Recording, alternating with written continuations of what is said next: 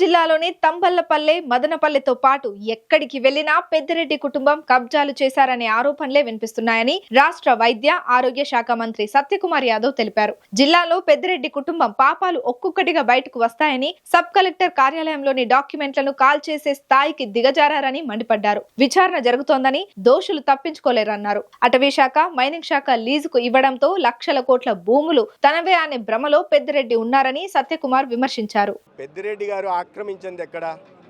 మేము మొదటి నుంచి కూడా చెప్తున్నాం, ఆయన ఫ్యాక్టరీలు తెమ్మంటే దొంగ ఓట్ల ఫ్యాక్టరీలు తెచ్చాడని. సో ఆక్రమణలకు ఒకవేళ మీరు ఒక కేస్ స్టడీ పెద్దిరెడ్డి గారి కుటుంబం చేసిన పాపాలు అనేక యూనివర్సిటీలు, ప్రతిష్టాత్మక యూనివర్సిటీలు కేస్ స్టడీగా చేయాలి.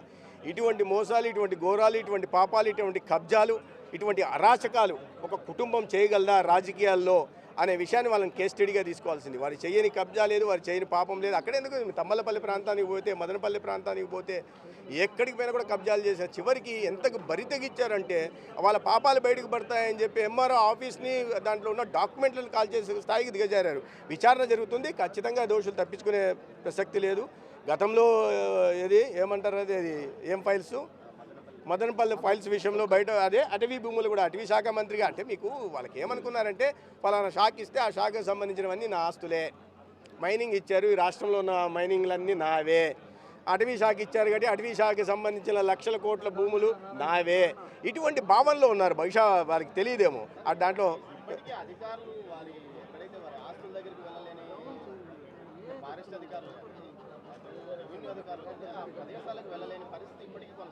అటువంటిది ఏం లేదండి. అటువంటిది నేను అనుకోవట్లే. తిరుపతిలో కూడా మీకు తెలుసు, ఒక వీధిని కబ్జా చేసి గేట్లు పెట్టారు. గేట్లు పెడతానే మరుసటి రోజే గేట్లు తీసుకెళ్ళి కొడగొట్టారు, మరుసటి రోజే కొట్టారు. అటువంటిది ఏమన్నా ఉంటే ఎవరు అతీతులు కాదండి, చట్టానికి ఎవరు అతీతులు కాదు. పెద్దిరెడ్డి రామచంద్రారెడ్డి గారు కాదు, పెద్దిరెడ్డి మిథున్ రెడ్డి గారు కాదు, ఎవరైనా సరే, ఏ స్థాయి వ్యక్తులైనా సరే ఆ తప్పు విచారణ జరుగుతుంది. విచారణ తర్వాత కటకలరాలు లెక్క పెట్టాల్సిందే. వాళ్ళ నాయకుడు జగన్మోహన్ రెడ్డి గారే పెట్టారు. వీళ్ళు మాత్రం అతీతులు కాదు, వీళ్ళు కూడా పెట్టాల్సి వస్తుంది.